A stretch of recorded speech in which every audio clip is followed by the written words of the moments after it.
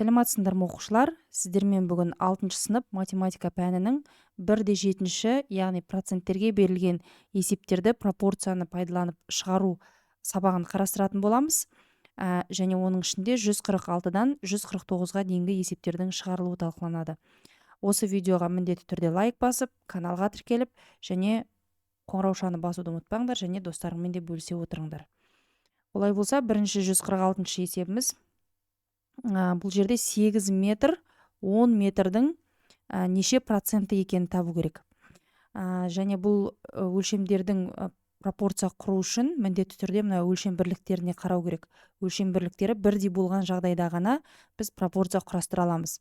Ал егер де өлшем бірліктері әртүрлі болатын болса, онда оларды бірдей өлшемге келтіріп алуымыз керек. Біздің мысалымызда өлшем бірлігі бірдей, сондықтан пропорция құрастырамыз. 10 метрді 100% деп аламыз. Өйткені біз осы 10 метрдің неше пайыз екенін тауып жатырмыз. Ал 8 метрді неше процент екені белгісіз, сондықтан оны x деп аламыз.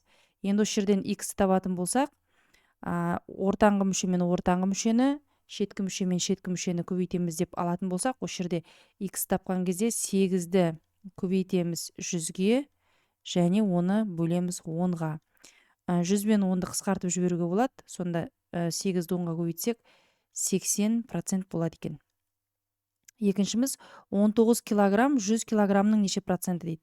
100 килограммды 100% деп аламыз.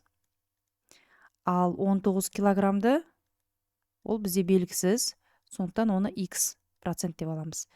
Енді осы жерден x табатын болсақ, 19-ды көбейтеміз 100-ге, және бөлеміз 100-ге. 100 бен 100 қысқарып кетеді, сонда 19% болады екен.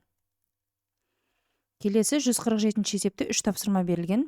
Біріншісі, қарбыздың массасының 98% су. 5 килограмм қарбызда қанша су бар дейді. Олай болса, қарбызымыздың салмағы 5 килограмм. 5 килограмм. Осы 5 килограммды 100% деп аламыз. Енді судың мөлшері бізде 98% екен. 98%. Енді осы судың салмағын табу керек болып тұр ғой. Оны x деп аламыз. Енді осы жерде x табатын болсақ, 5-ті көбейтеміз 98-ге, және оны 100-ге бөлеміз. Есептейтін болсақ, 4,9 килограмм шығады екен. Сонда 5 килограмм қарбыздың 4,9 килограммы су екен. Екінші тапсырма. Кептердің ұшу жылдамдығы шамамен 17 метр секунд. Ал қарғаның ұшу жылдамдығы кептердің ұшу жылдамдығының 90%-не тең. Қарғаның ұшу жылдамдығын табыңдар дейді. Яғни, бұл жерде кептердің ұшу жылдамдығы 17 метр секунд. Ол 100% деп аламыз. Өйткені осы кептердің ұшу жылдамдығының 90%-не тең қарғаныкі. 90% дейміз, ол қарғаның ұшу жылдамдығы. Және ол бізде белгісіз. X деп аламыз. Осыдан X табатын болсақ, 17-ні көбейтеміз 90-ға, бөлеміз 100-ге. Тең 15,3 метр секунд болады екен. Келесі үшінші тапсырма. АОБ бұрышының градустық өлшемі жазыңқы бұрыштың 65%-не тең. АОБ бұрышының градустық өлшемі неше градус? Жазыңқы бұрыш дегеніміз бұл жерде 180 градус. Яғни 180 градус ол 100% болады. Енді осының 65%-ін табу керек. 65% ол бізде белгісіз x деп аламыз. Пропорция құратын болсақ, x-міз тең 180 көбейту 65 бөлу 100. Мына жерде 180 мен 100-дің нөлдерін қысқартып тастауға болады. 18-ді 65-ке көбейтсек 1170 бөлімінде 10 қалды. 10 мен мына 0-ді екеуін қысқартып тастауға болады. Сонда жауабы 117 градус екен. Келесі 148 есеп. Бұл жерде де 3 тапсырма бар. Бірінші тапсырмадан бастайық. Саяхатшылар түске дейін 64 километр қашықтыққа барды. Бұл жүруге тиісті межеленген қашықтықтың 20%-індей. Саяхатшылар неше километр қашықтықты жүруді межелеген еді дейді, яғни жоспарлаған болып тұр ғой. Олай болса, пропорция құрастырайық. 64 километр деп тұр бізде. 64 километр. Бұл жоспарланған қашықтықтың 20%-індей. Яғни мынау 20% екен. Ал саяхатшылар неше километр қашықтықты жүруді межелеген дейді. Яғни ол 100% ғой, толықтай жүретін жері, және оны біз x деп аламыз. Енді осыдан x-ті табатын болсақ, 64-ті көбейтеміз 100-ге, бөлеміз 20-ға. 20 мен 100-дің нөлдерін алып тастаймыз, және 64 пен 2-ді қысқартып жіберуге болады. 2-ның орнында 1, 64-дің орнында 32 болады. Бөлімінде 1 қалды, яғни тек алымын есептей қойсақ болады. 32-ні 10-ға көбейтсек, 320 километр ара қашықты жүруді жоспарлаған екен. Екінші, бір аптада балықшылар 160,5 центнер балық аулады. Бұл олардың бір айда аулауға тиісті балық массасының 30%-індей. Балықшылар бір айда неше центнер балық аулауға тиіс дейді. Бірінші есебімізге ұқсас екен. Пропорциямызды құрайық. 160,5 центнер. Бұл 30%-індей деп тұр, яғни 30% дейміз. Онда 100% қанша екен табамыз. Ол бізде x болады. Енді x табайық. 160,5-ті көбейтеміз 100-ге, бөлеміз 30-ға. 100 бен 30-дің нөлдерін қысқартып тастауға болады. 160,5-ті енді 10-ға көбейтетін болсақ, ол 1605, және оны 3-ке бөлеміз. 3-ке бөлсек, жауабы 535 центнер болады екен. Келесі, үшінші тапсырма. Қиярды тұздау үшін 200 грамм тұз салынды. Бұл барлық тұздалған қияр массасының 8%-індей. Барлық тұздалған қияр массасы неше килограмм және грамм. Салынған тұз ол бізде 250 грамм. Жазамыз, 250 грамм.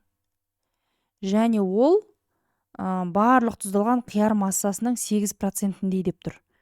Осы 250 граммыз, ол 8% болады екен. Онда 100% қанша болады, соны табамыз. 100% ол бізде белгісіз x. Енді x табу үшін 250-ді көбейтеміз 100-ге, және оны бөлеміз 8-ге. Есептейтін болсақ, 3125 шығады, және бұның өлшем бірлігі грамм болады. Өйткені біз мына жерде 250-ді грамммен есептеп отырмыз. Грамм деп қоямыз, және есептеп бізде неше килограмм және грамм деп сұраған. 1 килограммда 1000 грамм бар екенін білеміз. Олай болса 3125 дегеніміз бұл 3 килограмм және 125 грамм болады. Балалар, есептердің шығарылуы түсінікті болса, видеоға лайк басып, каналға тіркеліп, және қоңыраушаны басуды ұмытпаймыз. Келесі 149 есеп. Бұл жерде де бізде 3 тапсырма бар. Қарбыздың жерге себілген 160 тұқымының 144-і өнді. Қарбыз тұқымының өнімділігі неше процент дейді. Яғни бізде санмен берілген, біз оны процент түрінде есептеуіміз керек. Олай болса 160 ол бізде барлық себілген тұқым болғандықтан оны 100% дейміз. Және оның ішінен өніп шыққаны 144 болып тұр. Осының неше процент екен табу керек. X-ті табатын болсақ, 144-ті көбейтеміз 100-ге, оны бөлеміз 160-ға. 100 бен 160-тың нөлдерін қысқартып тастауға болады. 144 пен 16 екеуді 16-ға қысқарады, 16-ның орнында 1 қалады, 144-тің орнында 9 қалады. 9 бен 10-ды көбейтсек, сонда 90% болады екен. Өніп шыққан тұқым 90%. Екіншісі, бұйымның алғашқы бағасы 2800 теңге.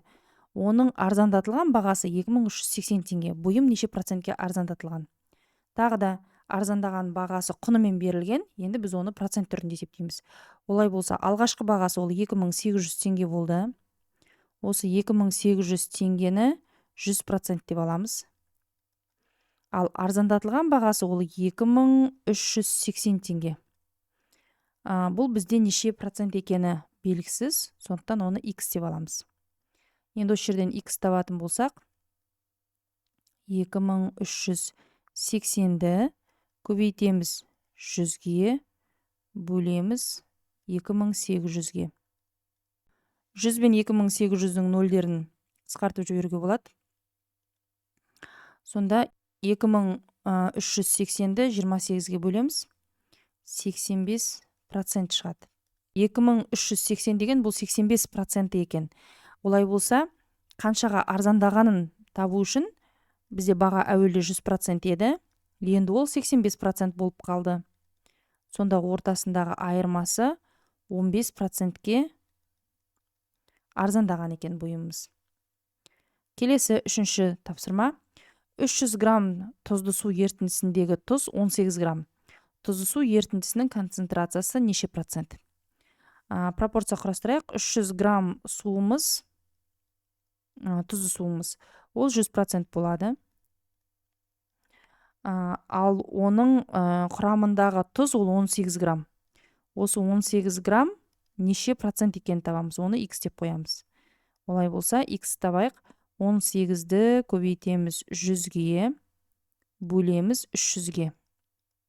100 бен 300-дің нөлдерін қысқартып тастаймыз. Сонда 18-ді 3-ке бөлу керек. 6% болып шығады екен.